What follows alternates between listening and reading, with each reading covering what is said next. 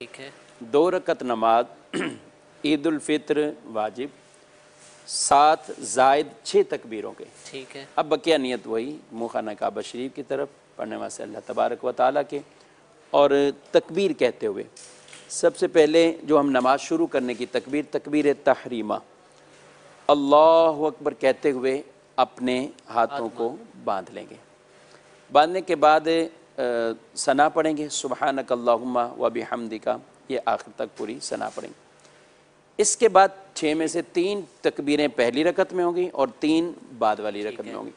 फ़र्क ये है कि पहली वाली 3 तकबीरें कुरान शरीफ की तिलावत किरात से पहले होंगी। ठीक है। सना पढ़ने के जी हाँ, सना पढ़ने के बाद पहली तकबीर नमाज वाली वो अल्लाहु अकबर कहते हुए नमाज को शुरू किया। सना पढ़ेंगे सुबहानक अल्लाहुम्मा व बिहम्दिका आखिर तक। फिर इसके बाद 3 तकबीरें शुरू होंगी।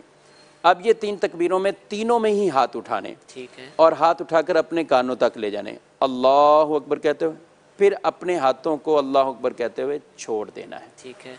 पहली तकबीर हुई, फिर कानों तक हाथ उठाकर जाने और अल्लाहु अकबर कह के तकबीर करनी और दोबारा अपने हाथों को छोड़ देना है। ठीक है। तो ये हुई 2 तकबीरें।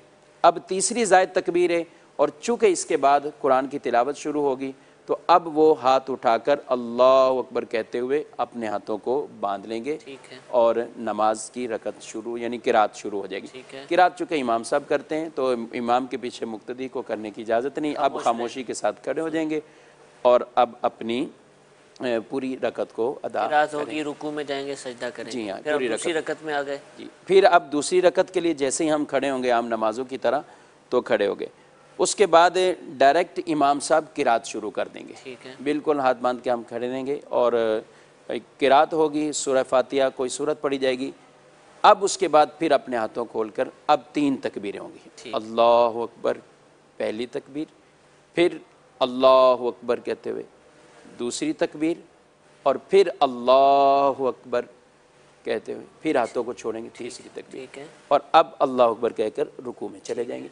तो ये तो रुकू की तकबीर थी। तो पहली रकत में 3 तकबीरें सूरह फातिहा और दूसरी सूरत यानी किरात से पहले होंगी और दूसरी रकत में 3 तकबीरें किरात के बाद होंगी। अच्छा, अब